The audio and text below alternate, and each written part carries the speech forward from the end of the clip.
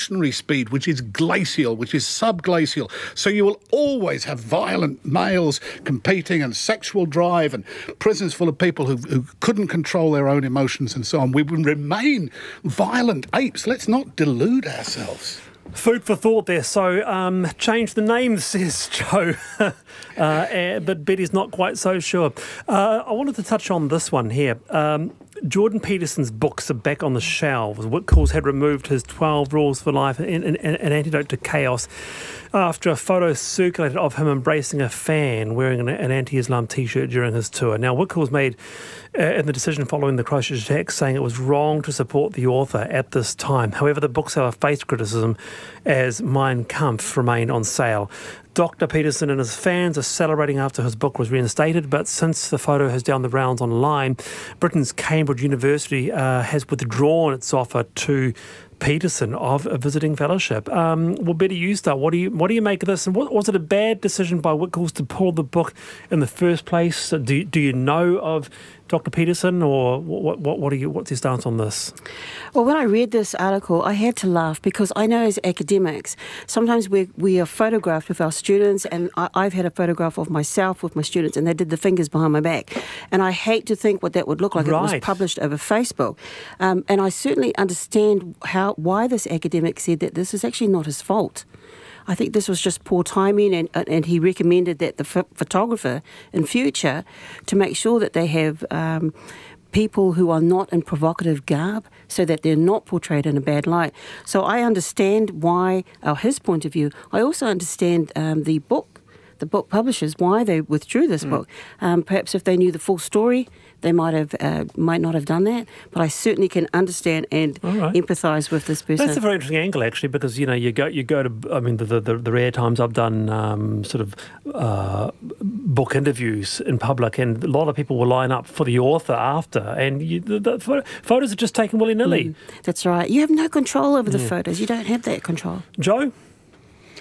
It's a bit different, two fingers behind your back, Betty, to this guy wearing a T-shirt saying, "I'm a proud Islamophobe," in very large capital letters, and the two of them standing side by side, and I seem to remember he had his arm around his shoulder. He may well have done a whole range of pictures, but it was a pretty egregious one, this one. Very large T-shirt, wasn't it? Yeah. But I actually I knew nothing of this man until, again, you sent the notes for today, and I actually looked up a little interview that he did online. And I don't necessarily agree with him, but he's a very clever man, and he's very literate, and a fierce man. But I think his views may hold some water intellectually, and I don't think that should be suppressed.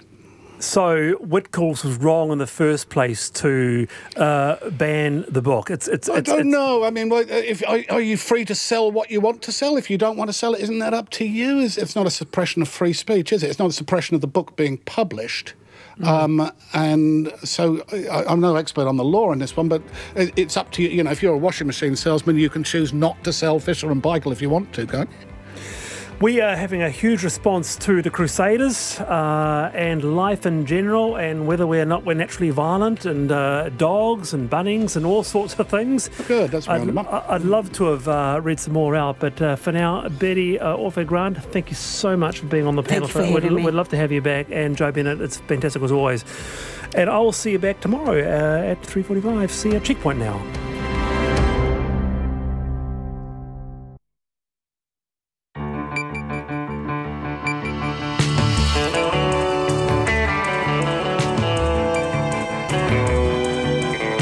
Kei te whakaronga mai koe, ki te reo irarangi a Aotearoa. This is Checkpoint on RNZ National. I'm Alex Perrottet. Tonight, police defend their decision to let paroled murderer Paul Russell Wilson go.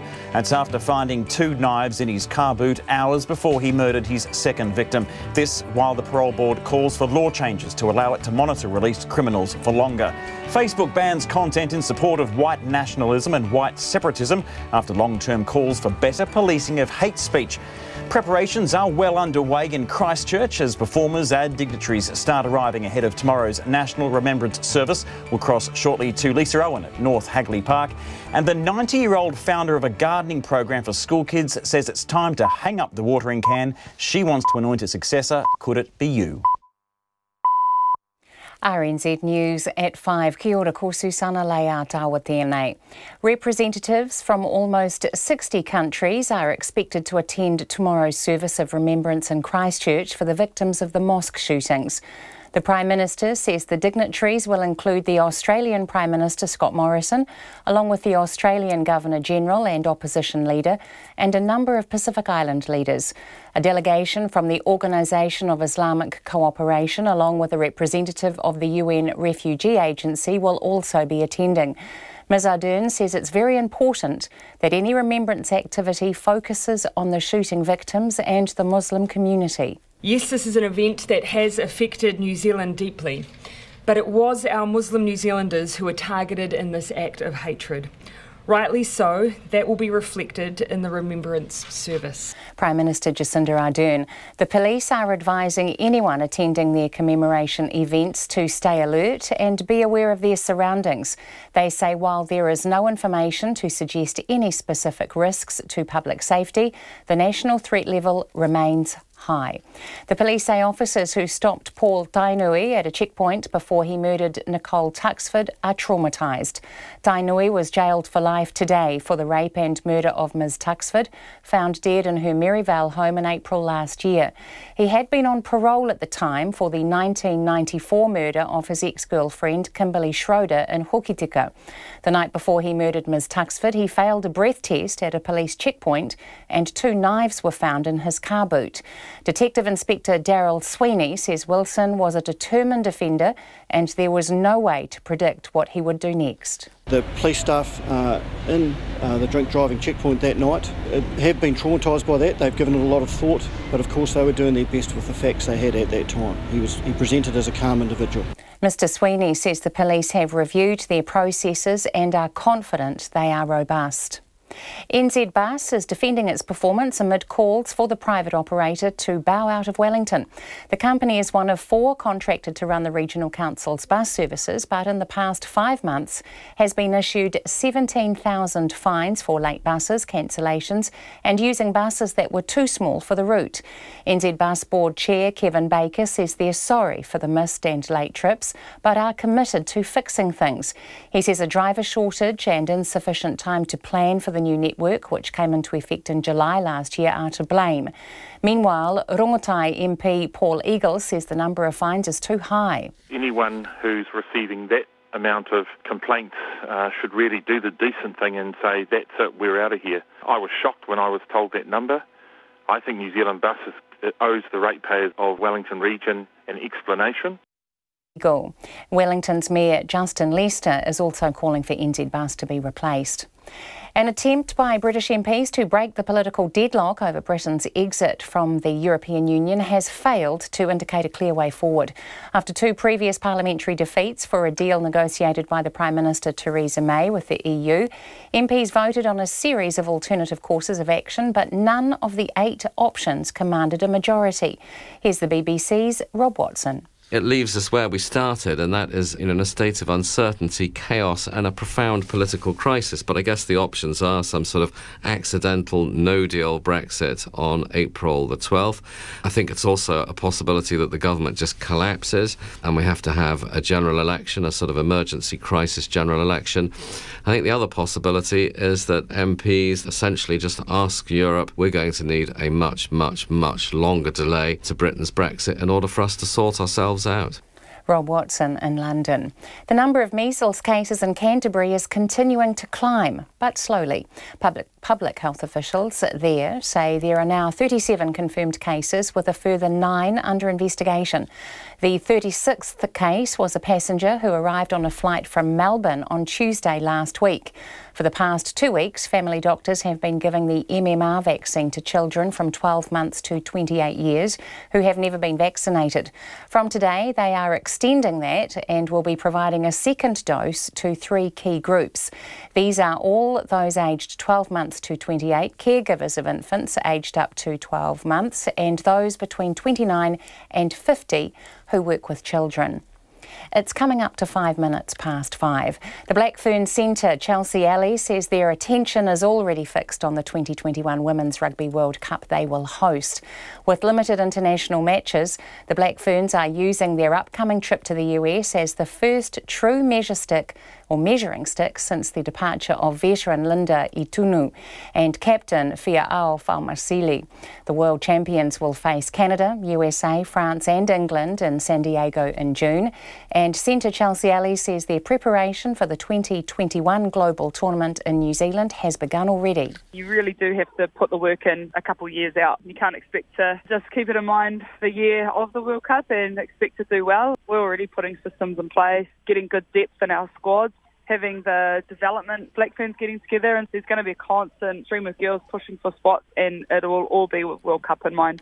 Chelsea Alley. Meanwhile, the return of All Blacks lock Patrick Tuipulotu to the starting lineup is one of just 2 changes to the Blues for their Super Rugby clash against the Stormers on Saturday night. Fresh from re-signing with New Zealand Rugby until the end of next season, Tuipulotu is joined in the starting side by Otere Black, who replaces Harry Plummer at first 5.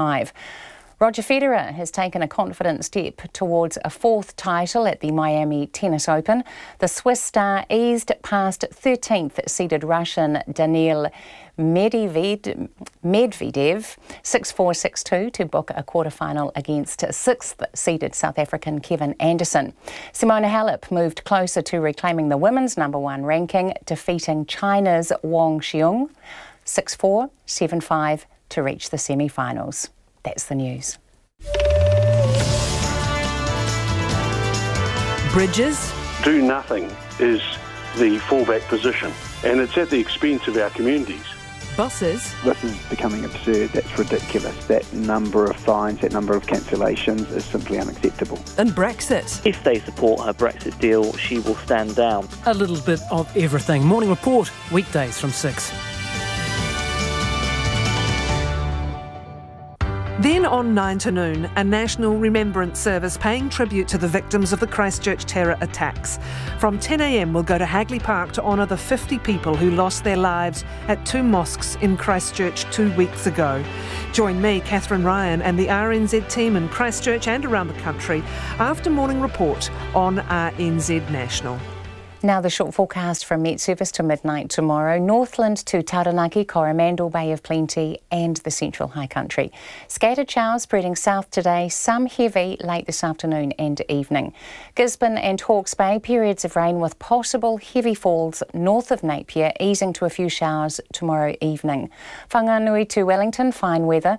Wairarapa, Marlborough and Canterbury, cloudy periods especially morning and night. For Nelson, Bulla, Westland and Fiordland, fine today, cloudy periods tomorrow. Otago and Southland, fine apart from some cloud about coastal Southland today. At the Chatham Islands, fine spells with any remaining showers clearing today. It's 8 minutes past 5. You're with RNZ National. Thanks very much, Susanna. And Alex Perrottet here, joining you in the Auckland checkpoint studio. Police have defended their decision to let murderer Paul Russell Wilson go after they found 2 knives in his car boot the night before he murdered his second victim. 56-year-old Paul Wilson, also known as Paul Tainui, was sentenced today in the High Court at Christchurch to life in prison with a minimum of 28 years. It comes almost a year after he raped and murdered Nicole Tuxford in her Exeter Street home. Katie Todd has the story. Wilson, who changed his name to Paul Tainui, admitted last year to raping and murdering Nicole Tuxford on the morning of April 7, just after she arrived home. The night before, he failed a breath test at an alcohol checkpoint on Beeley Ave, and police found 2 knives in his car boot. He was still on parole for the 1994 murder of his ex-girlfriend Kimberly Jean Schroeder in Hokitika after being released from prison in January 2011. This morning, a packed courtroom heard how much Ms Tuxford's murder had impacted her family and partner. Her mum, Cherie Gillett, says the pain will never go away. The Christmas just been really hard emotionally without Nicole here. It was my most cherished time of the year, having my 3 daughters, my son, my grandchildren together. It was heart-wrenching on the day, and it hurts to think our future Christmases and holidays will no longer be with Nicole. Standing across the courtroom from Ms Tuxford's family, Wilson refused to look them in the eyes, despite their repeated pleas for him to do so. The Crown was seeking a sentence of life imprisonment without parole, which would have been a first for New Zealand. Crown Prosecutor Pip Curry told the court there was a very high risk Wilson could harm others, and read from the reports of 3 psychologists. He has no emotional connection with the suffering his offending has caused his victims, specifically and broadly. He has not benefited significantly from prolonged psychological therapy. An ability to con and manipulate others through the course of the psychological therapy, and appears to have convinced those treating him that he'd made significant gains when he had not. Justice Mander told the court Ms Tuxford's murder was committed in cold blood. He sentenced Wilson to life imprisonment, with a minimum non-parole period of 28 years, which means he won't be released until he's at least 84 years old. Justice Mander says he is satisfied that will protect the community, but he says there is no sentence the court can impose that could heal the emotional harm caused by Wilson. Whether as an offender who presents such a high and persistent risk of such violent offending, you will ever be eligible for parole, remains unknown. It seems unlikely, but it cannot even begin to be contemplated before you are an elderly man. After the sentencing, police defended the actions of the officers who stopped him for drink driving as he was on his way to Ms Tuxford's house. Detective Inspector Daryl Sweeney says they couldn't possibly have taken him into custody. He was a determined offender, and the judge highlighted that today, that he was on a path, and that path may have started some weeks prior. Again, I'd like to highlight that the police staff in the drink driving checkpoint that night have been traumatised by that. They've given it a lot of thought, but of course they were doing their best with the facts they had at that time. He presented as a calm individual. The families of Kimberly Schroeder and Nicole Tuxford consoled one another outside the courtroom after the sentencing. They say they are dubious that Wilson will ever feel remorse for his actions. In Christchurch, call Katie Todd, 10A. It's 5:12 and we will be hearing from the chair of the parole board on that story just after the 6 o'clock news. We can go now to Christchurch, where Lisa Owen is standing by ahead of tomorrow's National Remembrance Service. Lisa. Thanks, Alex. I'm in North Hagley Park tonight, and if you're watching, you can see a large stage behind me. That is where the performers and speakers will stand tomorrow during this commemoration service for the victims of the mosque attacks. That was actually set up for the Bryan Adams concert that didn't go ahead as a result of these mass shootings. Now, we're expecting representatives from 60 countries and the UN to be at this service commemoration tomorrow. Authorities are being pretty tight-lipped about who will be here exactly. There was some chatter about Prince William. What they have done is confirm that he will not be at this service tomorrow, but will instead make a trip here later in the month. Now, we expect thousands of people to come tomorrow to this memorial service, and it will be beamed into other centres around the country, but some regional events have been cancelled because of the pressure on police resources. And here's Timothy Brown with more. Large swathes of central Christchurch will be closed to vehicles tomorrow as authorities prepare for an unprecedented gathering in North Hagley Park as the city pays its respects to the 50 people killed during the terror attack.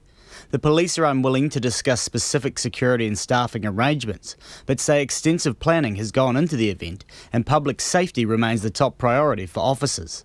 The Christchurch City Council says those attending the service should expect delays as extensive road closures come into effect at 2 o'clock tomorrow morning, including no-go areas for pedestrians. Prime Minister Jacinda Ardern says there will be a massive international presence at the service. 59 countries will be sending diplomatic representatives to the service, while representatives of the Organisation of Islamic Cooperation will also attend, along with a UNHCR representative. We are very grateful for the international community's support and messages of solidarity, which highlights the significance of this tragedy for so many people and countries. Ms Ardern says the focus of the service will be on the Muslim community and the city of Christchurch. This is an event that has affected New Zealand deeply, but it was our Muslim New Zealanders who were targeted in this act of hatred. Rightly so, that will be reflected in the remembrance service. Many other communities around the country will be live streaming the Hagley Park service, but some events have been cancelled as police are stretched after a taxing fortnight. Gore District Mayor Tracy Hicks says the decision was made today to cancel the council's event at the St James Theatre following police advice. I know that police resources are fairly stretched at the moment and really don't want to put any more stress on them than we need to. However, people are able to be able to watch it themselves at home, so they certainly won't be missing out. The police say the national threat level remains high and any local events should be held with that in mind. Jacinda Ardern says the advice provided to councils was designed to ensure a police presence at any remembrance events. There has been a significant response to people wanting to have a service that they can attend in their community, and that has meant that we've had a bit of a proliferation of different events. My understanding is that some of the advice the police have been giving to councils is for a bit of assistance to bring some of those commemorative activities together. It would just make it easier for them to ensure that they have a presence there. But again, as I say, there have been a number of them, and I think police are just working in close contact with their local communities. The Far North District Council had planned 7 events across the area, but will now only hold one at the Turner Centre in Kirikiri. And the Clutha District Council will hold a remembrance event tonight at the Balclutha War Memorial. For Checkpoint, Timothy Brown. While we've been standing here, there's been some sound checks on the stage and they're testing some big screens there that which are obviously going to project images to the crowd. We understand that Yusuf Islam, formerly known as Cat Stevens, who is performing here tomorrow, will be doing a sound check down here sometime this evening. Now, Christchurch Muslim leaders say that bringing family members over to support victims of the mosque attacks is crucial to helping this community here heal. Now, immigration has issued more than 200 visas to date. That's to victims of the terror attacks and their families. 19 visas have been granted to families directly affected by the attacks, and 191 visas have been issued to families who are travelling here to support victims. Here's Indira Stewart and Simon Rogers with their story. Civil engineer Sami Adib and his wife Sana Mullah Yunus had flown in from Dubai the day before the March 15th attacks to visit his children. He was shot in the lower back and shoulder while protecting his son in the Al Noor Mosque. The 54-year-old spent days in intensive care and is still in hospital, but is looking forward to being discharged. I told my kids I have a jacuzzi, and I told them to make it because it needs 2 days. So hopefully when I reach to full recovery, I have to spend 2-3 hours in my jacuzzi in Christchurch. That's the first thing on Mr. Adib's wish list once he gets out of hospital. But his most pressing desire in the wake of the attacks is to stay in New Zealand with his family. He wants to seek residency. Christchurch will be my home, and home is sweet home, regardless what happened here in 15th of March. It's amazing that you feel that way despite what happened. I have to reconsider to get rid of the Middle East, and I want to stay and sit back in here in Christchurch with my family. The rest of the family, the wife here, they are sitting here. So I fed up from traveling, and I will not leave Christchurch, no way. So this really is home sweet home for you now? Yeah. For the first time, Immigration New Zealand opened an emergency visa process in the wake of the terror attacks, and the events have now led the department to consider new policies. Peter Elm says alongside granting new visas, they've also extended temporary visas and enabled other victims who were affected to be able to work. The government were very quick to adopt the humanitarian approach to the response, and so we took the lead from the Prime Minister and from the Minister of Immigration, and that enabled us to kind of adjust our processes to be able to facilitate that humanitarian response to the family. He says given the unprecedented nature of the attacks, it's been a refining process for immigration to address some of the complex needs around visas and residency for many of those affected. No applications have been declined so far, but Mr. Elm says managing risk and security has been non-negotiable, and every application to date has met their requirements. With some of the families coming from, as you say, war zones and countries where people are looking to depart from, we've had to balance that up against the needs of the family, you know, and it's really important to give some leeway to family members to be able to come over here and support the victims. Muhammad Uddin says he lost several family members and friends in the attacks. He's among many from the Muslim community who say bringing family members together is important to help victims to heal and recover. We need someone who loves her, who cares us. I lost all of them. I mean, most of them I lost. So I don't have confidence in me at the moment. I don't have emotional support. Mr Elm says immigration will look to extend temporary visas on a case-by-case basis, and the government is also considering residence options. My overarching message to the Muslim community here in Christchurch, and to victims and their families in particular, is immigration is here to support you. We want to support you at this incredibly difficult time. We want to take the anxiety that immigration creates out of the equation so that you can get on and grieve and put your lives back together. A life that Sami Adib now hopes can be spent with his children in New Zealand. Mo te hotaka o te atapō nei, ko Indira Stewart aho. Tomorrow's remembrance service here in North Hagley Park is expected to go for about an hour. There'll be a number of speakers, including the Prime Minister and the Governor-General. There'll be musical performances, as we mentioned, Yusuf Islam and Holly Smith, a local artist, plus many others. Also speaking is a survivor from the attacks, and that person is Farid Ahmed. Now, you may remember him. He was a man in a wheelchair. His wife went into the mosque and out several times, helping ferry children out of the mosque. She came back to help her husband, who was in a wheelchair, and was killed in the attacks. In the days after those attacks, Mr Ahmed offered his forgiveness, said he forgived the gunman, and he'll be speaking here tomorrow. There are road closures around the area. As we say, it starts at 10 o'clock. People should give themselves plenty of time to get here. If you are listening, we are broadcasting on RNZ, and we will be live from the service from 9:50 a.m. tomorrow, then on Freeview Channel 50 and Face TV Sky Channel 83, and that will be from 10 a.m. And I'll be back here with the rest of the Checkpoint team tomorrow, so we'll see you then. Back to you in the studio, Alex.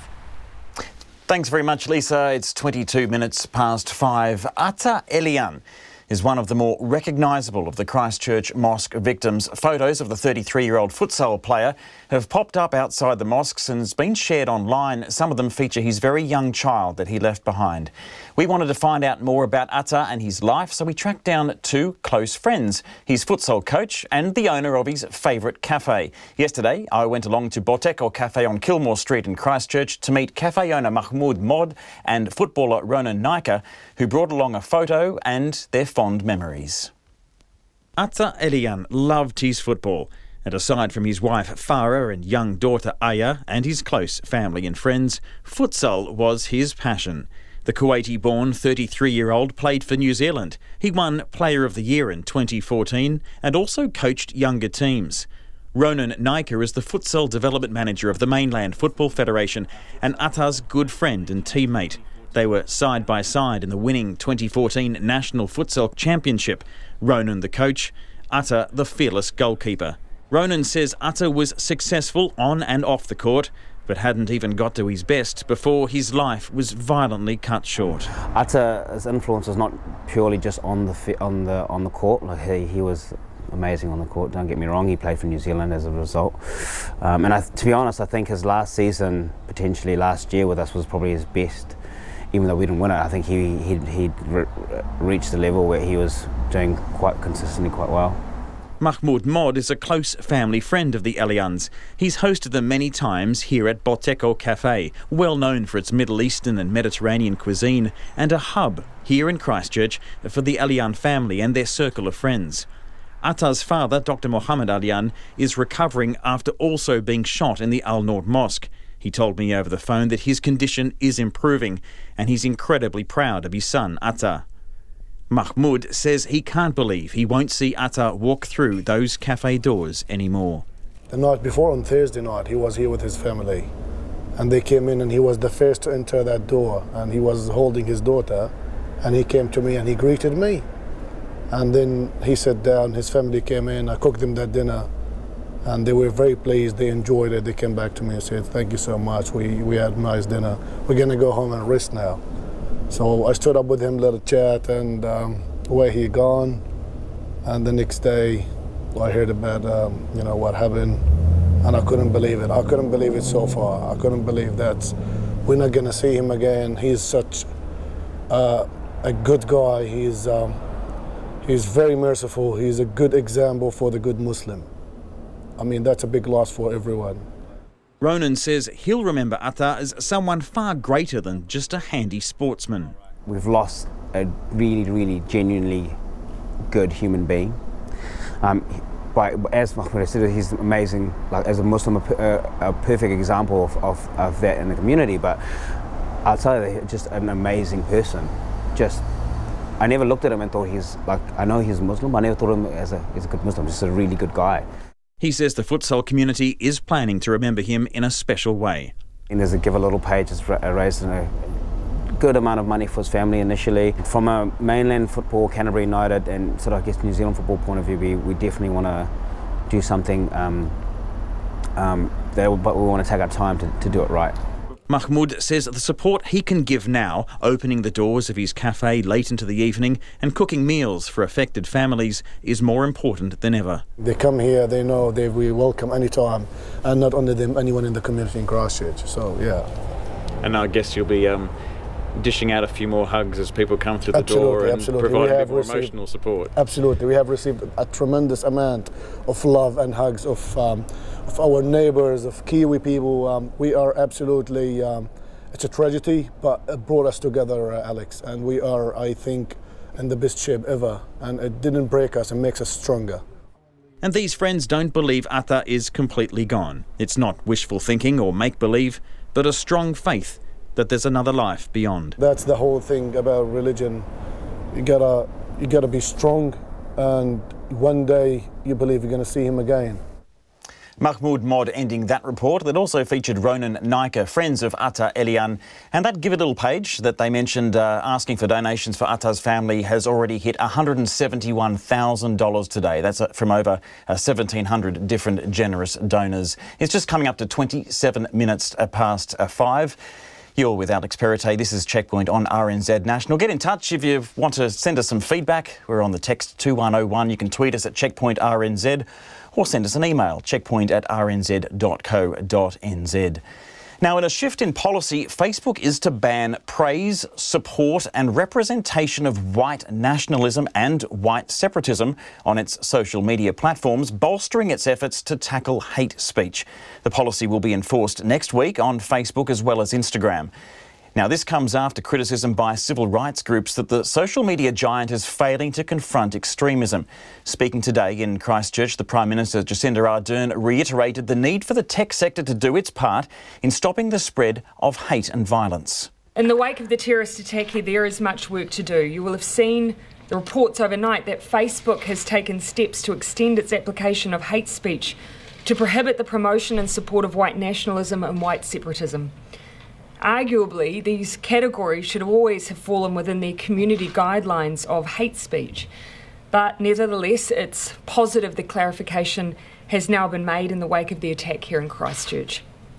I also note that the Australian government is looking to introduce legislation that would impose penalties on social media companies if they do not restrain the spread of extremist material. Ireland, Germany and others have also looked to put in place measures to address harmful content, which reflects the broader international community's view that more needs to be done to resolve the problem we face while preserving a free, open and secure internet. I do believe that New Zealand has a role to play in this debate and in much needed reform. I'm focused on working collaboratively to find meaningful solutions.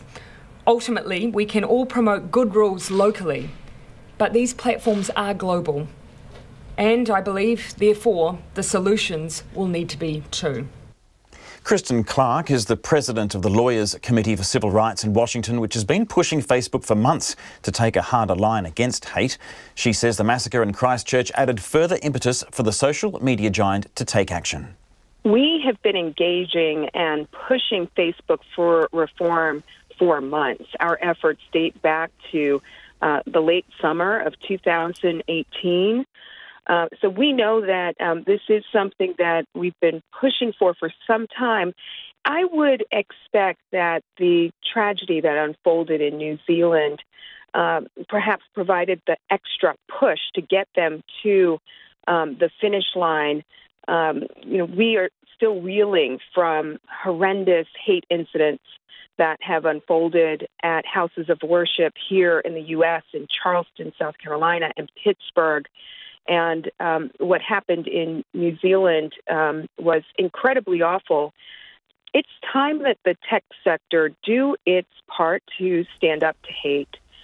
So many of the violent white supremacists who are behind these tragic incidents resort to platforms online to organize, to recruit, to broadcast their hateful activity.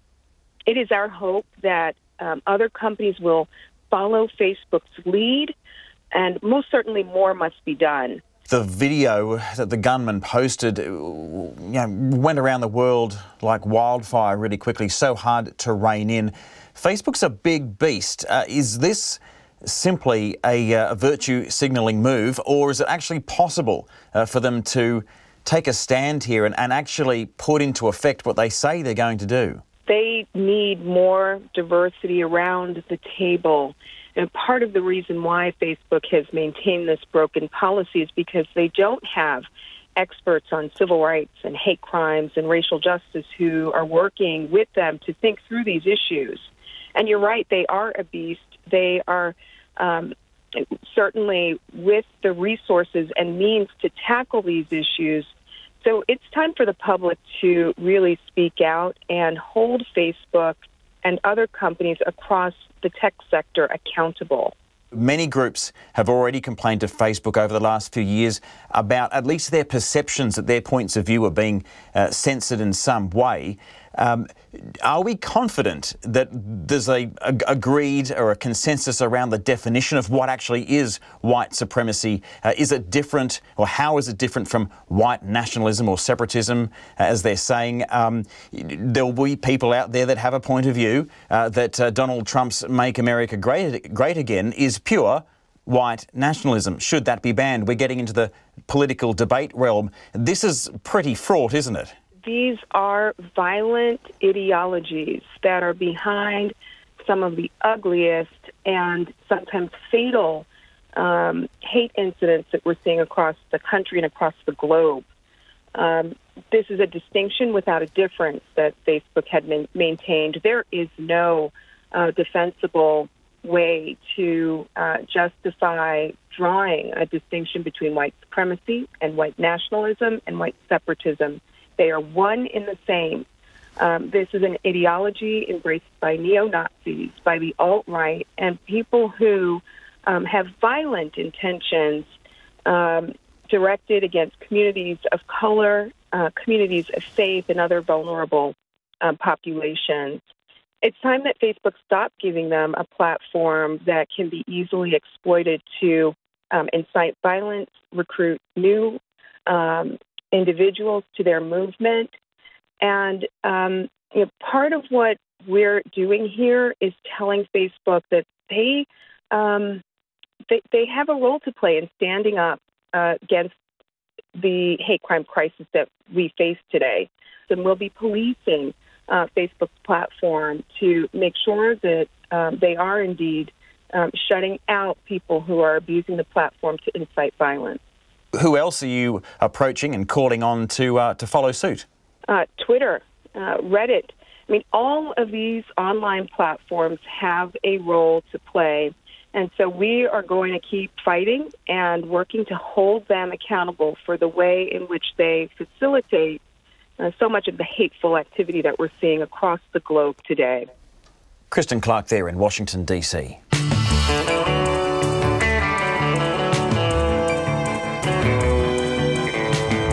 Right on. on 26 minutes to 6 on Checkpoint. Coming up, the chair of the Parole Board calls for a law change to allow greater monitoring of criminals. Chaos in the UK as the British Parliament rejects 8 different alternative options for Brexit. And stay tuned if you've got a green finger and a bit of spare time on your hands. The beautiful story of 90-year-old Avis Leeson and why she needs your help. First, the headlines with Susanna Leatawa.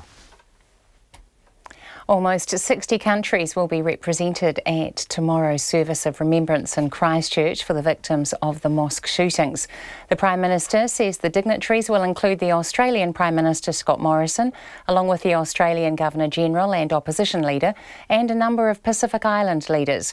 Ms Ardern says it's very important that any remembrance activity focuses on the shooting victims and the Muslim community. She has also confirmed the legislation will be before Parliament next week to outlaw military-style guns.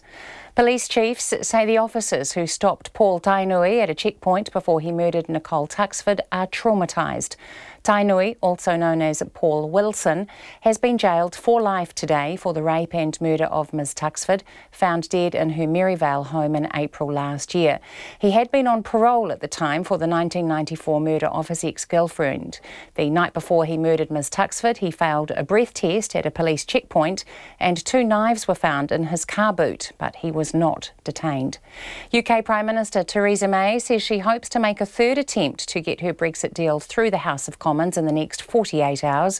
Mrs May has told her MPs that she will stand down if and when the deal goes through. Earlier today, the Parliament failed to endorse an alternative plan on Brexit.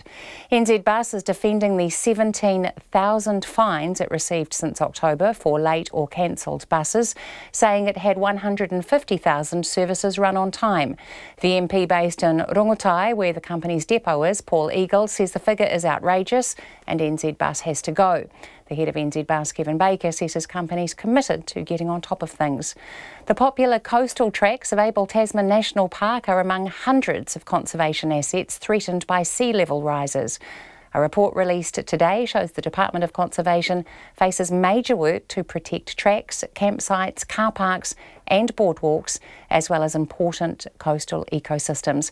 Those are the headlines. Our next news and weather update is at 6. Thank you very much, Susanna. Lisa Owen just getting in touch with us saying Cat Stevens is doing his sound checks there and she is hearing Peace Train as predicted, so that'll be played tomorrow. You a bit of a Cat Stevens fan? I am, I have to say. Morning has broken. Oh, that's a nice one. That might break as well. We'll see if we can get some breaking news on that. Nona, are you a Cat Stevens fan? Oh, I don't mind Cat Stevens. I went to his concert when he was here recently. It was pretty good. He was here recently, wasn't he? Yeah, it was just good. Late last year. Yeah, it was great. Peace trains to planes.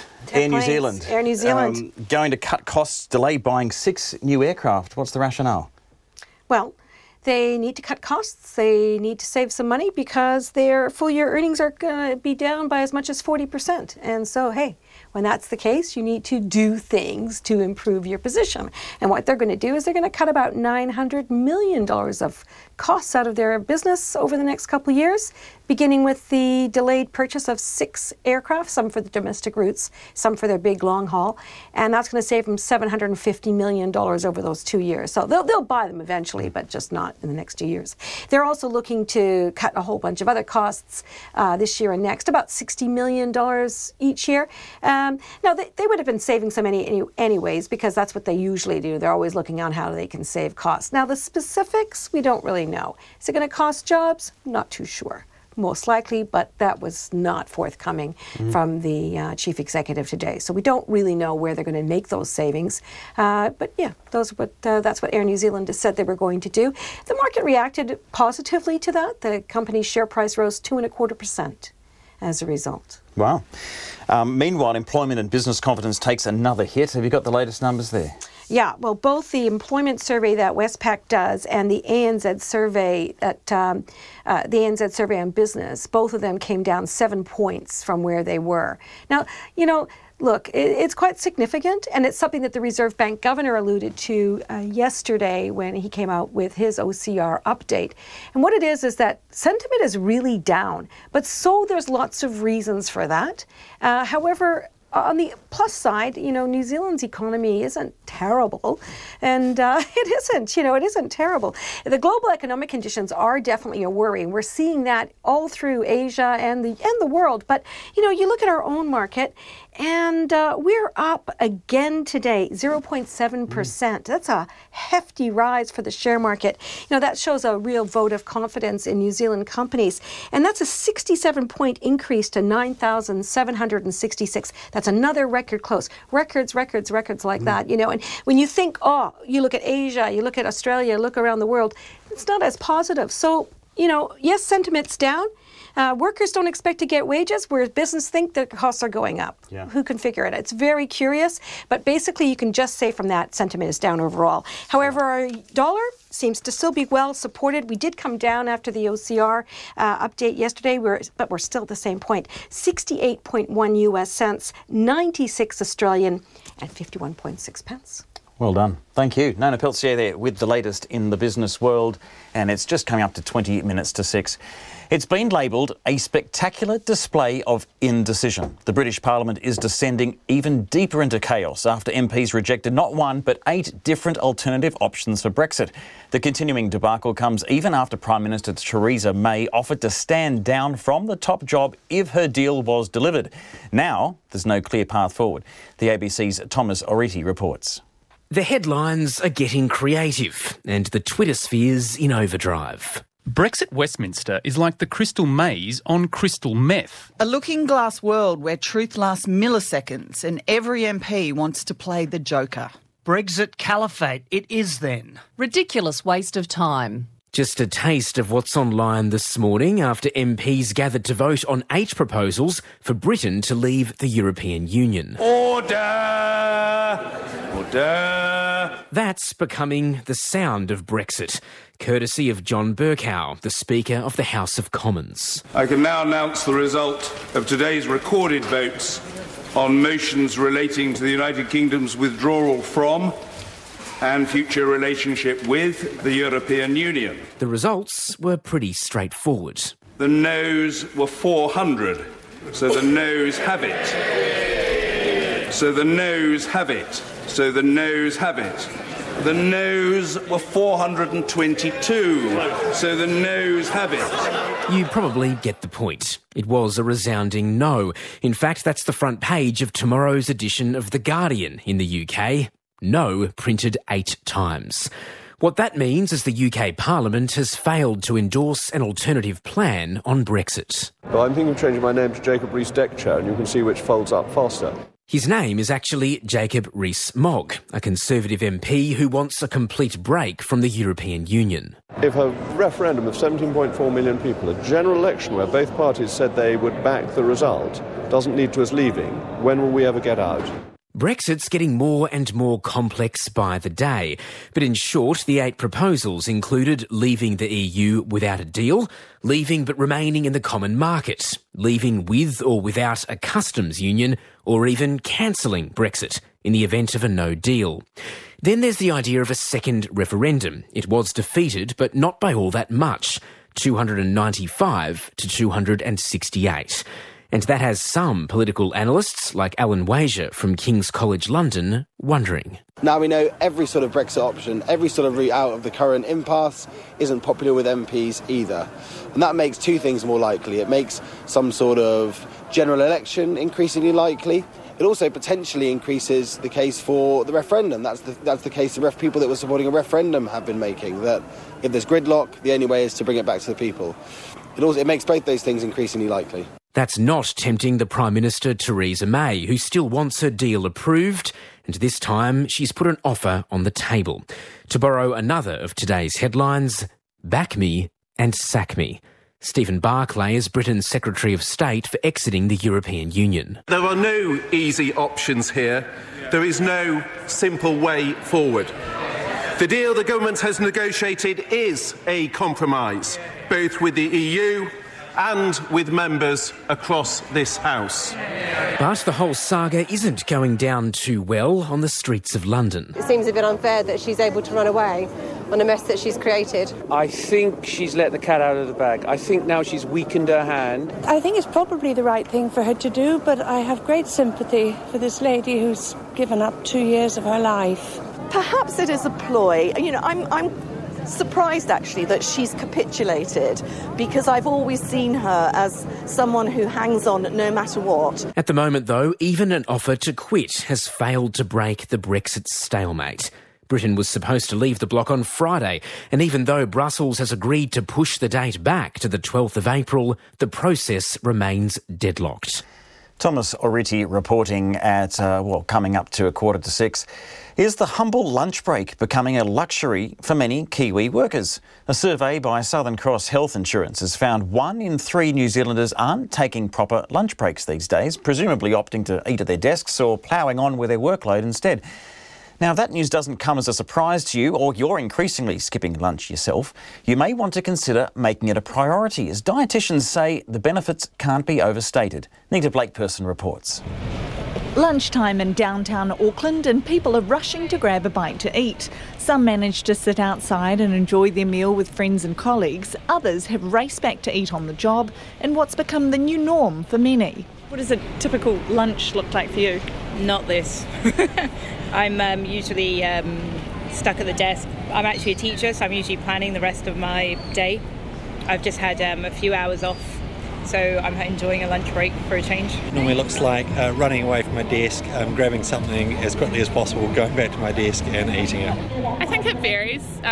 If I'm having, for myself, if I'm having a busy patch at work, I won't take lunch. I tend to get away from my desk, so if I'm actually in the office, I will make sure that I go out and have a lunch break and get some fresh air, but sometimes just don't have time for that. So you'll combine a little bit of work and eating at the same time. Southern Cross Health surveyed 750 New Zealanders about their lunch habits, with more than a third revealing they didn't take a break at all. The Southern Cross Health Society's spokesman, Chris Watney, says those who skip a lunch break altogether could be missing out on 120 to 240 hours of downtime every year. You know, we constantly talk about being busy. Busy is the new norm. And, you know, how busy can we get, really? And I think at some point we're going to have to say, actually, it's really important that we do start to take these breaks. He says making the time for a break is vital, and there are small and easy steps people can take to refresh. Try and disconnect from technology, nourish yourself, take some time over the food rather than just wolfing down a sandwich, get out there into the fresh air. Vitamin D is good for us, a little bit of exercise, that can get the heart pumping. Well, actually, that really enables our ability to concentrate in the afternoon. Sylvia North is a dietitian in Auckland. She says if people don't take a break to eat properly, they can end up crashing mid-afternoon, and long-term can lead to digestive problems. It is so much more than just the nutrients in it or the composition, but it is also a really important part of our culture for socialising and relaxing, and I think that's just quite important that we sit down and chew our food properly. Those who were taking a bit of time out today were well aware of the benefits. Yeah, lunch is a very important day of the meal. You do take lunch breaks. I take always 1 hour break.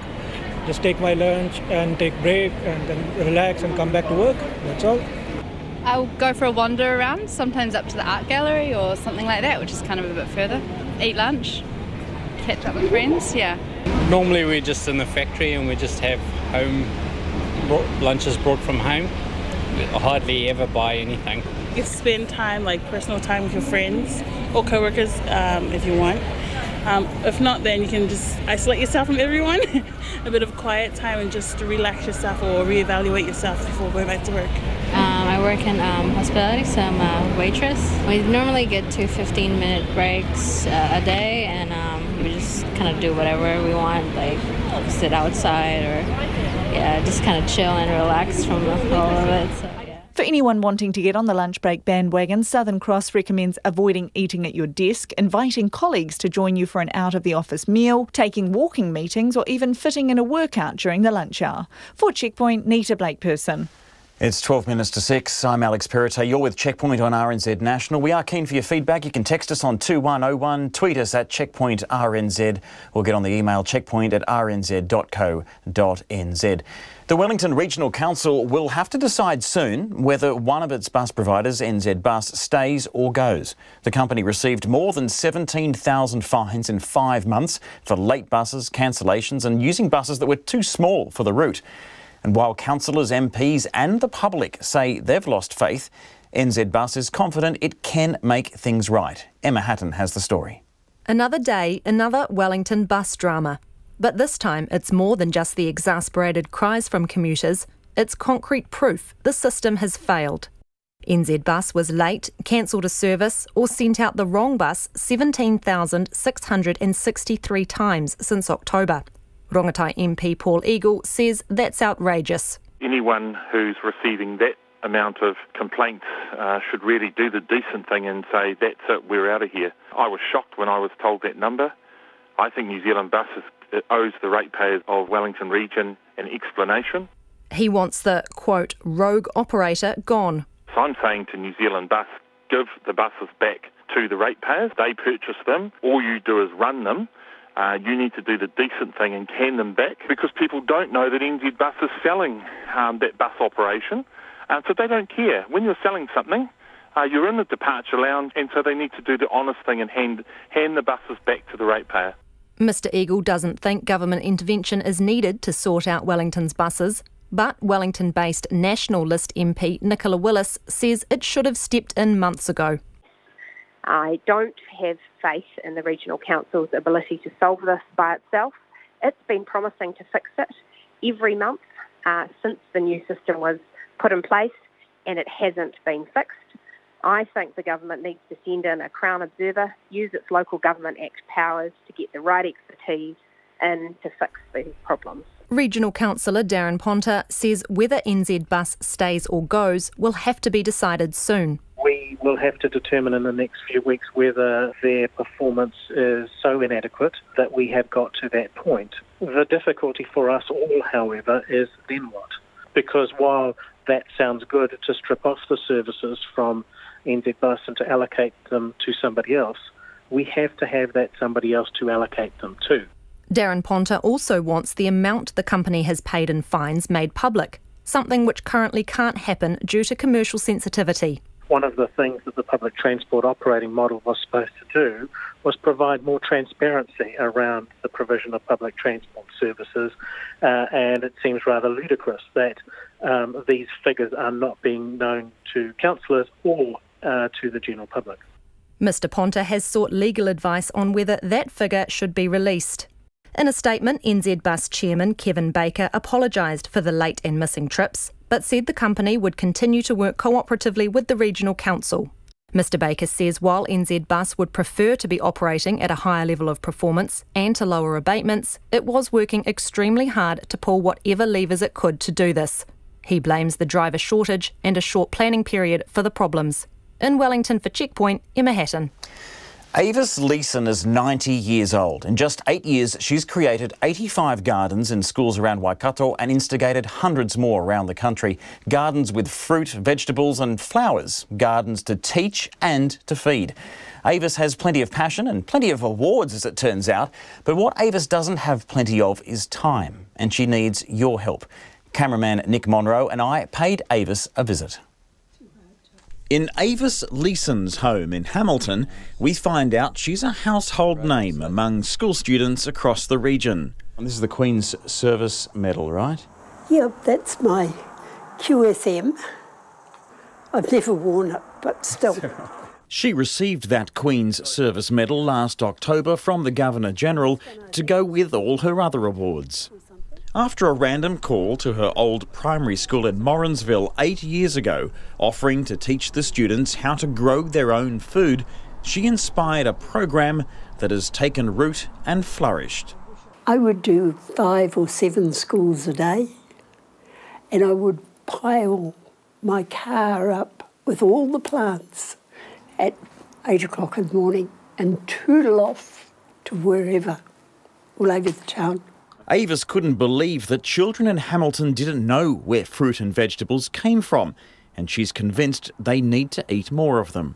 I can never recall ever a time in my life when there were so many problems with children's health. We have all manner of mental disabilities. And I'm sure it's because the brains haven't been fed with the right food at the right time, and you can't start young enough. You know, when they first get onto their solids, if they're getting solids that are grown at home, pure and healthy, the children will blossom. But you teach them nothing if you give them. And so my system is a hand up, not a hand out. And now there's 80-odd schools in the region and 300 countrywide that have taken on her challenge to let kids out of the classrooms to get their hands dirty. But last year, at 89 years old, Avis, who was born with a heart condition, was told by doctors that the end was near. If you're lucky, you've got 2 weeks to go. And it was like as though he'd poured a bucket of water over my head. A few hours later, I was flat on the ground because my heart would just stop beating every now and again. And I had 3 trips by ambulance in 2 days. Now, if you had to guess Avis's illness, it wouldn't be a weak heart. And somehow, after surgery and almost a year later, she's still here telling her story.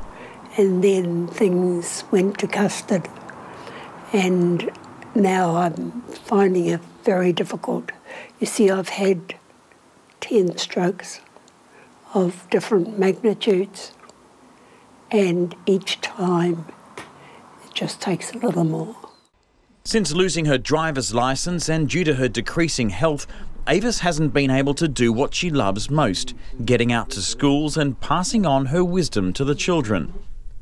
So we bundled Avis into the car and paid a visit to the nearby Woodstock Primary School. Hi there. How are you? Oh, good as gold. I'm Long good. time no see. Gosh, it's good to see you. Yeah, good to see you too. Oh my goodness, have we got some little workers here? And Avis was straight back into it. Got a big huddle. Hi. Treasure. Hi, Avis. The wheat can go in the compost bin, but you've got to take the seed off and throw it in the garbage can. Yeah. Because you don't want to grow them, do you? No. No. Will Hode and his friends are in Year 3 and have a class once a week, but they can also tend the garden during lunchtime. I enjoy really planting all of the flowers because I really like the very vibrant colours that they make when they grow. Wow. And are you looking forward to actually eating some of this once it's grown? Yeah, we're going to do some cooking over the year and we're going to cook some of these and eat them. You've got to wait a bit though, don't you? Yeah, we've got to wait for them to grow properly. And to it's a game of patience, isn't yes. it? Yes, it's true. What do you prefer, being in the classroom or being in the garden? Being in the garden. Would you be here more often than once a week if you were allowed? Yes. The teacher in charge of Enviro Schools, Danielle Devoy, says all the pear, feijoa and plum trees here were donated by Avis, and the children have never been keener to learn. Some children have gardens at home, some children don't, so they all share their knowledge, they pull together and they learn from each other, and I learn from them too, because I'm definitely no expert. I'm just here to guide them and to help them, but it's so nice to see them become passionate about it and to develop their skills that we know that once they leave Woodstock, they'll take to their future schools and to their home. Plants are just like the rest of us. And we wouldn't go very far if we didn't have a drink of water, would we? And the whole operation over the best part of a decade hasn't cost Avis one bean. My effort at their school has cost them 1 cent. I never charged a penny. But Avis knows she doesn't have much time left. She says she takes it one day at a time and sets little milestones to reach 3 or 4 weeks away. And while visiting Woodstock Primary School, she struck a deal. What do you think about Avis? Oh, well, I just think Avis is the bee's knees. Thank you, Avis, for everything that you do for all schools in the community. And without you, we wouldn't have the orchard that we have today. So we really do thank you for everything that you've done and for just being so supportive. But we look forward to continuing this relationship and having you come back in.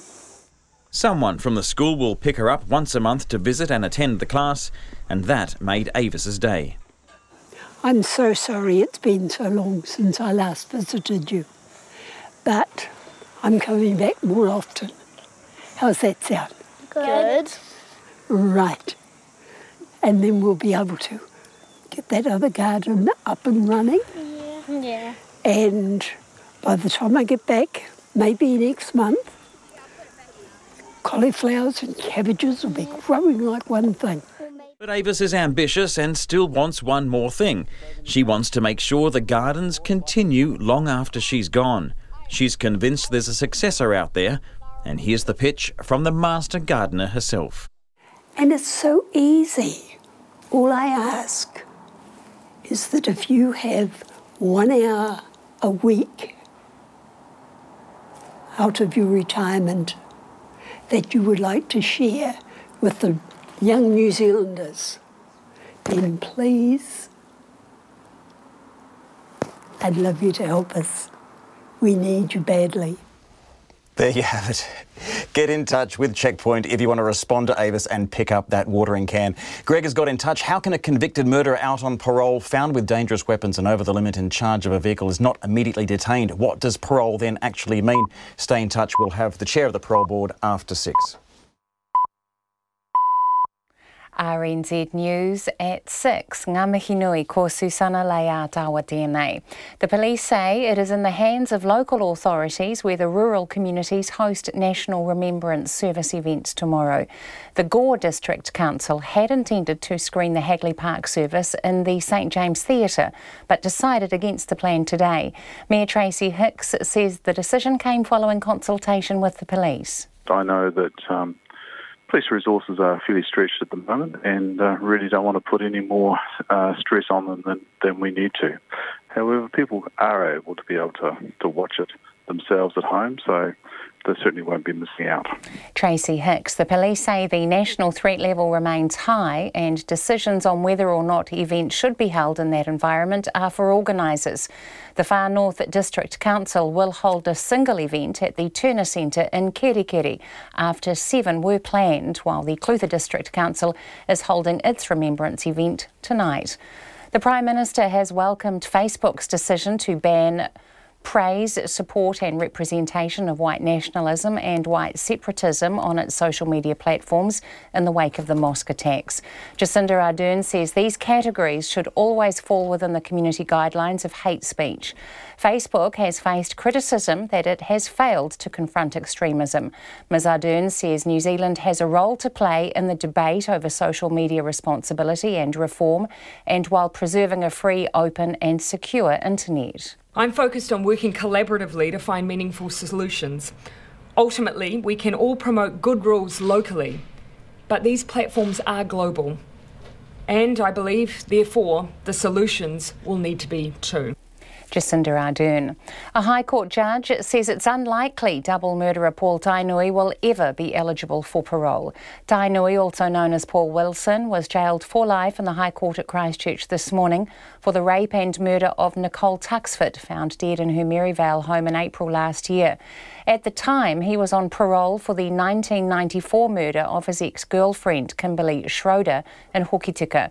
Today, Justice Cameron Mander imposed a minimum non-parole period of 28 years, but told Tainui he may never get out.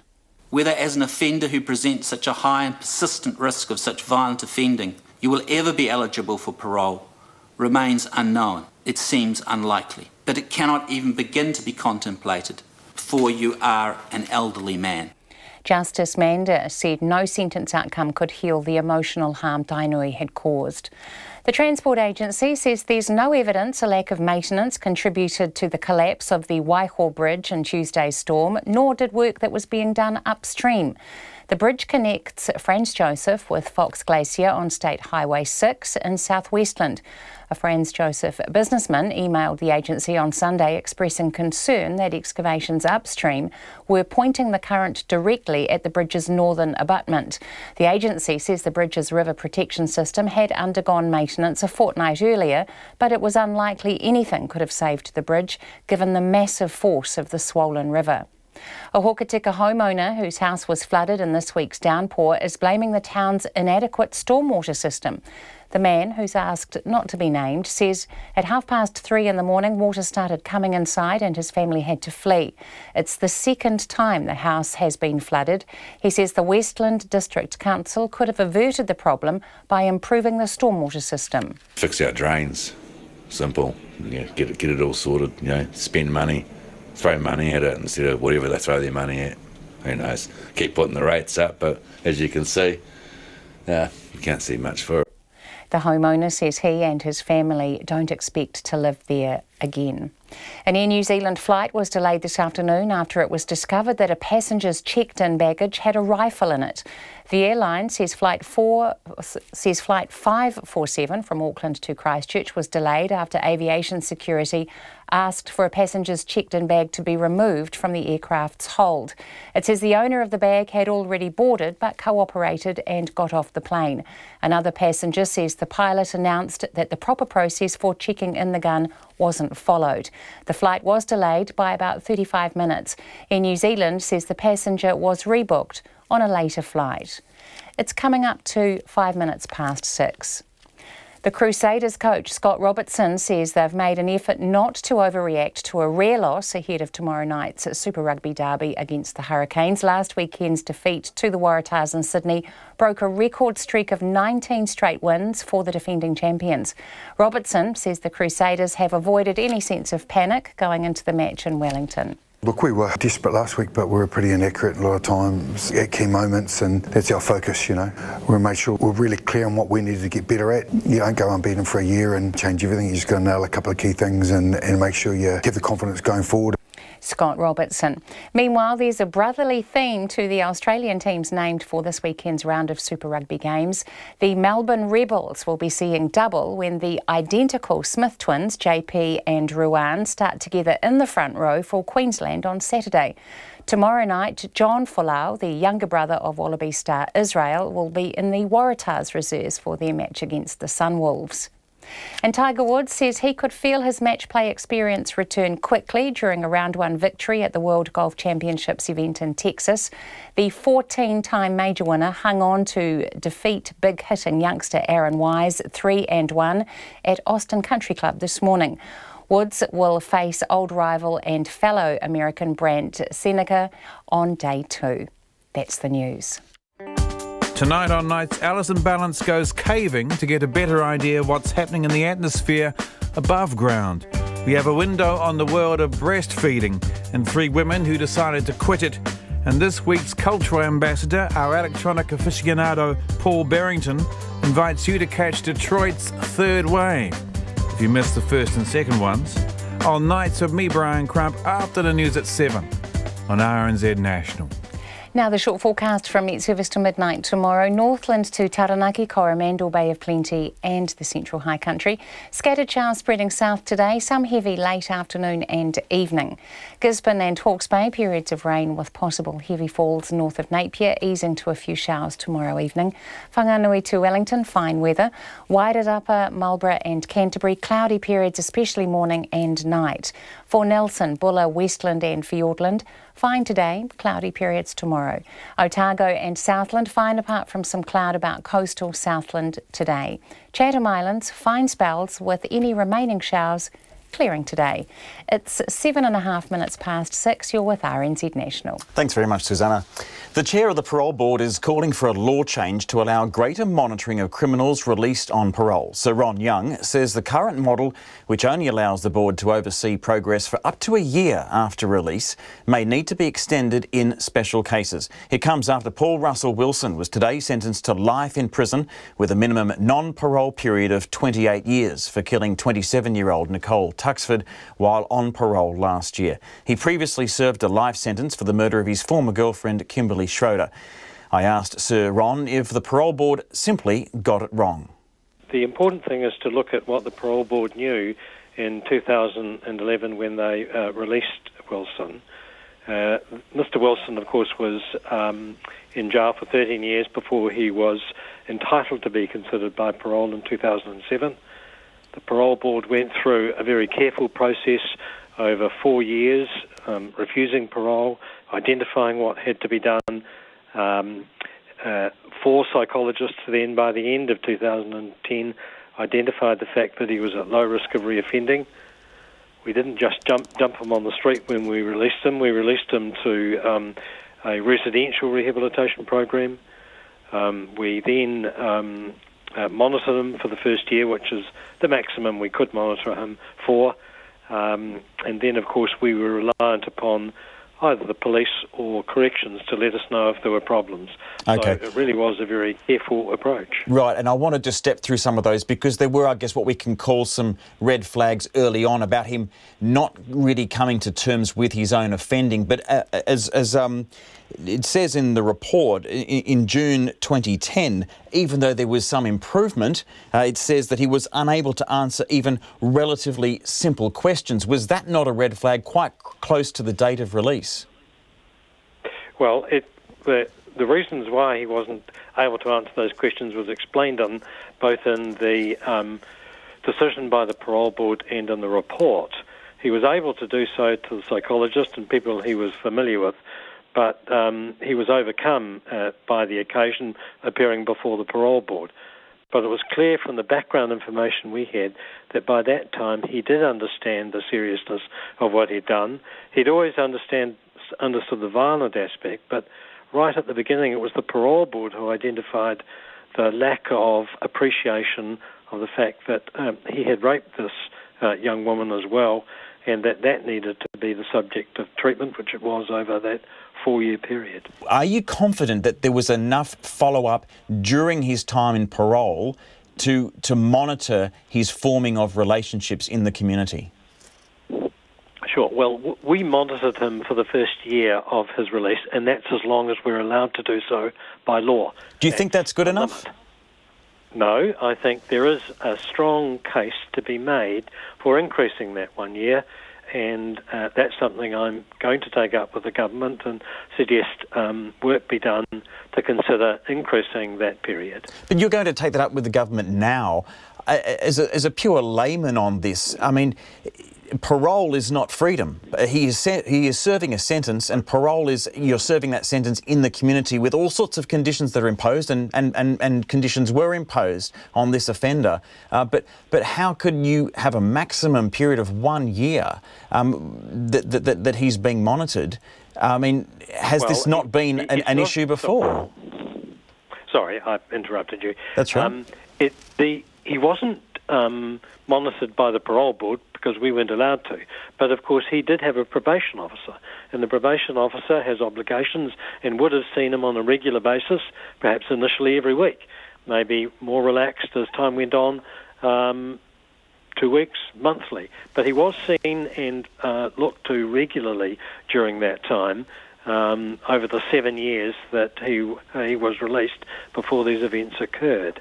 But I think the advantage of seeing him in person for the parole board by way of extended monitoring, I think that in the future would be advantageous. Okay, so what specifically are you calling for here? A law change? Well, I'm going to see the government about that and suggest it. It's, of course, Parliament's decision to change the law, and it's for the government to decide whether they want to put that forward.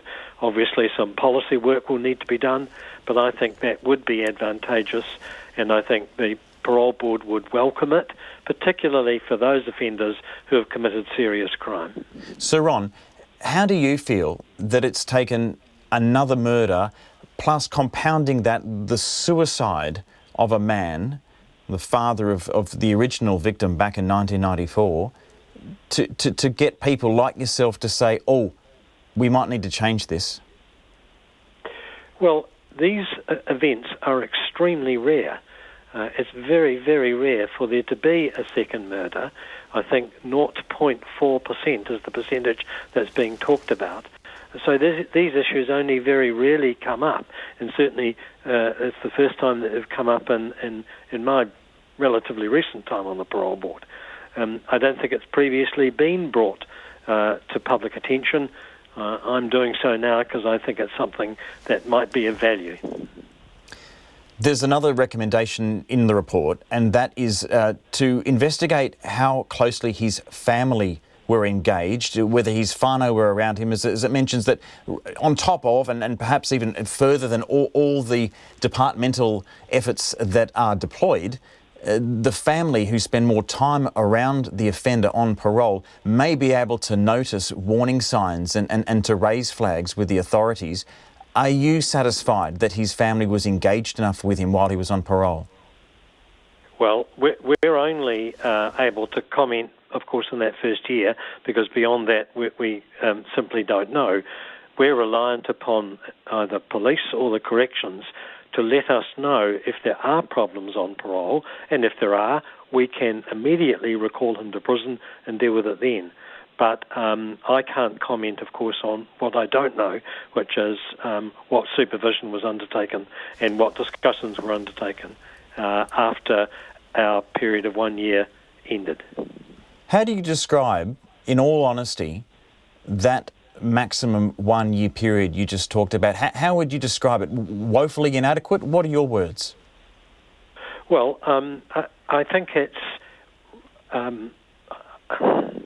I think there is a justification for increasing it, particularly where there's serious crime, because I think there is an advantage in seeing, for the parole board to see an offender in person, to see what's happening in their life, to question them, so that we can understand whether things are going well or whether there may be problems. And if there are problems, we have the power to immediately recall. But of course we're reliant upon seeing them, and that in turn is the monitoring point. Sir Ron Young there, the chair of the parole board, he couldn't answer some of our questions because simply he said they didn't have the power to. They can only monitor violent criminals after being released on parole for a maximum of 1 year. He said he's pushing for a law change. It's 6:15. Delegates from almost 60 countries will attend tomorrow's National Remembrance Service in Christchurch, but the royal family won't be represented until Prince William arrives for a separate visit later that next month. Speaking this afternoon, the Prime Minister said the Duke of Cambridge had a close relationship with the city, but his itinerary had yet to be finalised. Jacinda Ardern says tomorrow's attendees would include a significant delegation from Australia, with the Prime Minister Scott Morrison being joined by Governor-General, the Honourable Sir Peter Cosgrove, and the Leader of the Opposition, Bill Shorten. I've been in frequent communication with Prime Minister Morrison since the terrorist attack, and New Zealand is incredibly grateful for the support of Australia, including the provision of 85 police staff and victim identification staff to help with what is our country's largest ever police investigation. I will be holding a bilateral meeting with Prime Minister Morrison after the Remembrance Service tomorrow, and I will also meet with the Opposition Leader, Bill Shorten. We'll also be welcoming delegations from our friends in the Pacific, including the President of Fiji, Head of State of Samoa, President of French Polynesia, the Prime Minister of the Cook Islands and the Ulu of Tokelau. At this point, 59 countries will be sending diplomatic representatives to the service, while representatives of the Organisation of Islamic Cooperation will also attend, along with a UNHCR representative.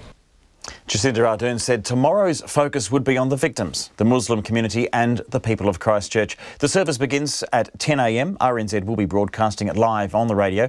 You'll be able to watch it also on Freeview Channel 50 and Face TV, as well as Sky Channel 83. So what will North Hagley Park look like for tomorrow's National Remembrance Service? Logan Church went to find out.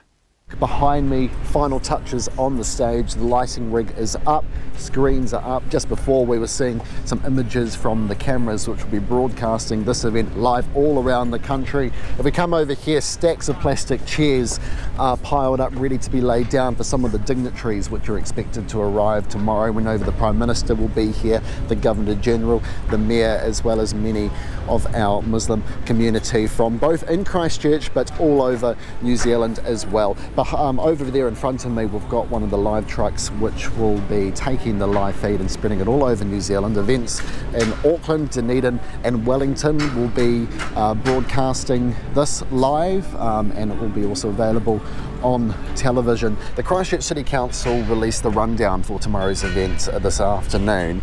It will start at 10 o'clock tomorrow with Ngāi Tahu welcoming everybody here, and then the Christchurch Mayor Leanne Dalzell will also offer some words of welcome. Marlon Williams will perform a waiata, and then many members of our Muslim community will make some speeches, including some who were injured in the attacks a couple of Fridays ago. Cat Stevens, also known as Yusuf Islam, will also perform. Then the names. The names of all 50 people who died almost 2 Fridays ago will be read out. Afterwards, the Governor-General and then the Prime Minister will also speak, followed by another music performance and then the National Anthem and a closing speech from Ngāi Tahu. Now, as I said earlier, this event will be broadcast around the country, but for those wanting to come here, there is plenty of room. However, the Christchurch City Council and the Regional Council are asking people to come on foot or bike or scooter, if possible, or public transport, as many of the surrounding streets will be shut. Public transport will be free tomorrow in the city as well, so that option is there. Security will also be tight. We've been told that if you bring bags to the event, you might be held up getting in. So authorities are asking to leave your bags, asking you to leave your bags at home if possible. The idea of the event tomorrow is to bring everyone together 2 weeks after one of the worst events in New Zealand's history. The authorities are hoping this is a time that everyone can come together and mourn, to grieve, but also find a way for our whole country to move forward as one community. Thanks, Logan. Logan Church there, wandering around North Hagley Park ahead of tomorrow's National Remembrance Service. Thousands of people expected to gather at events, live streaming the service elsewhere in the country too. Police are expecting thousands to attend the event at Eden Park in Auckland. The venue will be open from 9 a.m. And in Wellington, the Remembrance Service will be opened by the Wellington Orchestra as well as the Pacifica Choir. That will be at Waitangi Park on the waterfront, and gates open there right on 8:30. It's 20 minutes past 6. And we are going to, we are going to a special interview because a record has been broken. Breaking news, and it's not everyone's cup of tea, but Ant Williams has gone where few would dare to tread, disappearing 70 metres under the pitch black Arctic ice. That's cold. Straight down without an air tank in a bid spend for 3 minutes of hopefully record-setting torture. So, it's warmer in than out. In the fjord off Norway's north coast, the air temperature should be about minus 25 degrees, while the sea should be a balmy 0.2 degrees. After just one kick of his huge mono flipper, it will be a pitch black, and we have Ant Williams on the line now. Ant. How are you? Well, I'm okay. How are you? You've just gone, what is it, 70 metres straight down in Arctic water. Yeah, 70 metres under the ice for a new world record. Congratulations. How do you feel? I feel fantastic. I hardly slept last night. In fact, I've only just woken up because we're up very high in the Arctic Circle up near the Bering Sea, where it's, the time zone's all different. But, man, I'm just elated and absolutely relieved. Hey, Ant, it's got to be pretty dark down there. What's it like doing it, and how are you feeling as you're going metres and metres and metres below? Look, it's hard to explain just how much difference on a deep dive it makes by having everything so pitch black. I mean, I wear torches on my back, on my chest, on my head, but it's still insanely dark down there. So it makes you feel very isolated. And then when you pair that with the incredibly cold water that, you know, any part of you that's exposed, like your face and your feet, it's just, it's another world feeling, and it makes for a very tough dive. It was one of the dives I've ever done. Right, and we hear that you're trying to break that record again. You're planning another one pretty soon. Yeah, if the wife will let me, I'll give it another go tomorrow. You're going to go tomorrow? Yeah, so today's the rest day, and the plan is to see if I can push 5 metres deeper tomorrow. Every day we dive, we learn new things, and I've picked up a couple of things I reckon I can improve on tomorrow in order to get a bit deeper. You're not getting too ambitious, are you there, Ant? I mean, what's it like when that last 10 metres as you're coming back up, where you must be bursting for air? Well, it's strange. It's actually about halfway on the swim back up, when it's still pitch black. You've been for a few minutes. Everything's still dark, and you're still under so much water pressure. This part, when you kind of start doubting whether or not you're going to be able to get the whole way back. That last 10 metres is beautiful. You can actually see the hole in the ice from there. You've got a safety diver hanging out with you, checking that you're okay on the way back to the surface. That part's the best. Wow.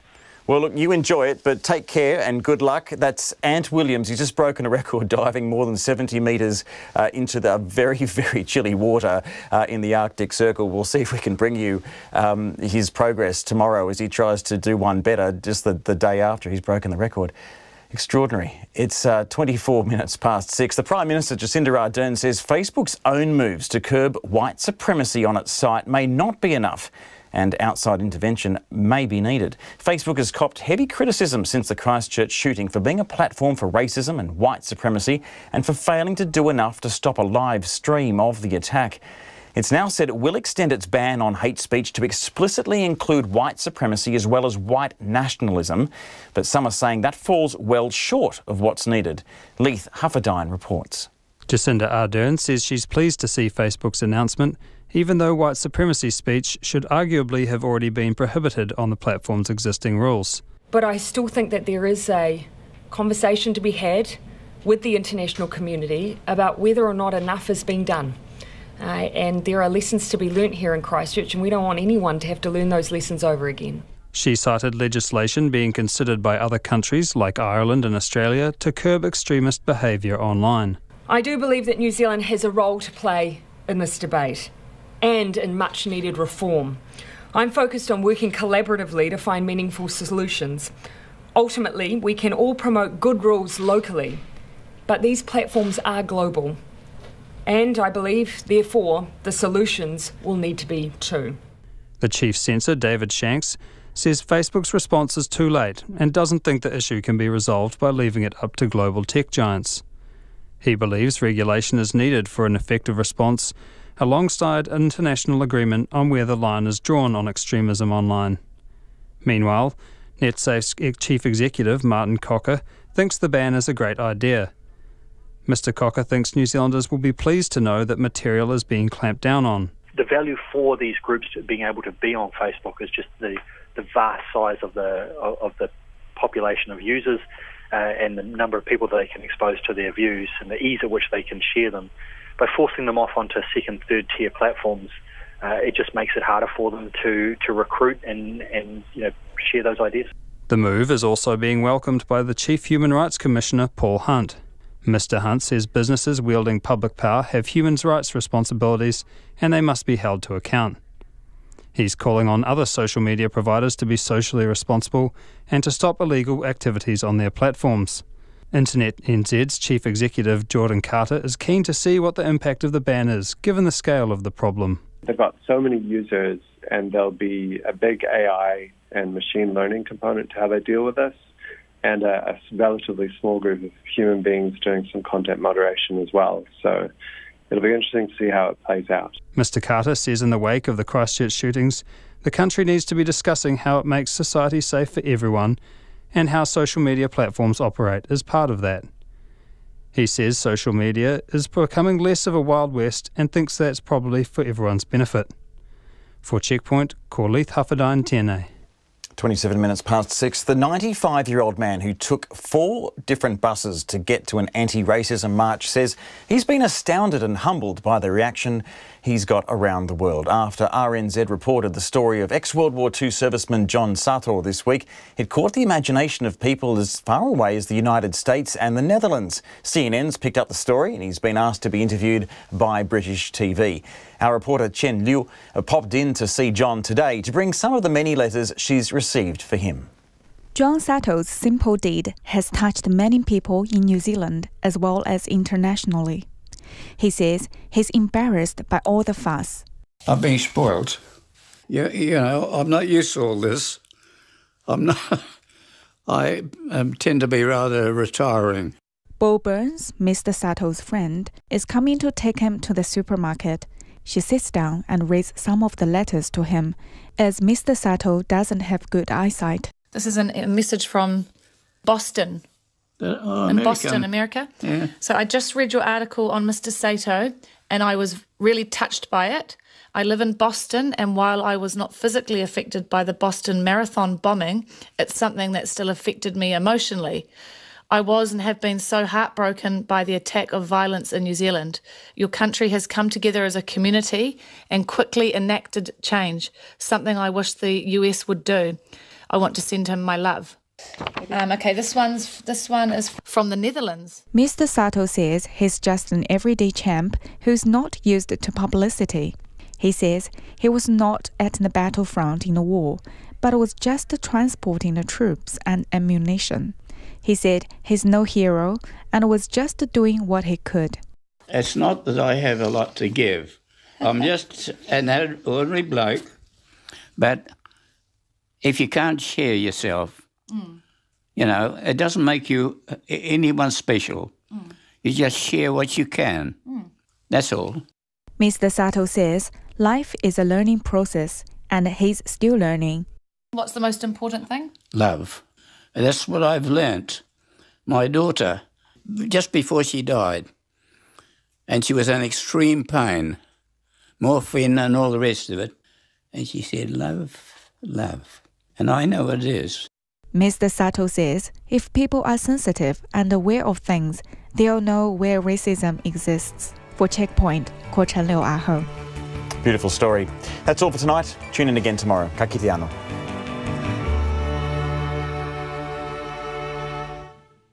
RNZ News headlines at 6:30. Good evening. The Prime Minister is welcoming Facebook's decision to ban support and representation of white nationalism on its social media platforms in the wake of the mosque attacks. But Jacinda Ardern says these categories should always have been within the guidelines of hate speech. The Transport Agency says there's no evidence a lack of maintenance contributed to the collapse of the West Coast's Waihao Bridge in Tuesday's storm. A High Court judge says it's unlikely double murderer Paul Tainui, also known as Paul Wilson, will ever be out of prison for the rest of his life. And a truck has crashed into a crowd of people in western Guatemala, killing more than 30. Those are the headlines. Our next news will be at 7. If you think RNZ has breached formal standards either on air or in our online content, you have the right to make a formal complaint. This must be made in writing to the broadcaster first within 20 working days of the broadcast. To find out about those standards or to lodge a complaint,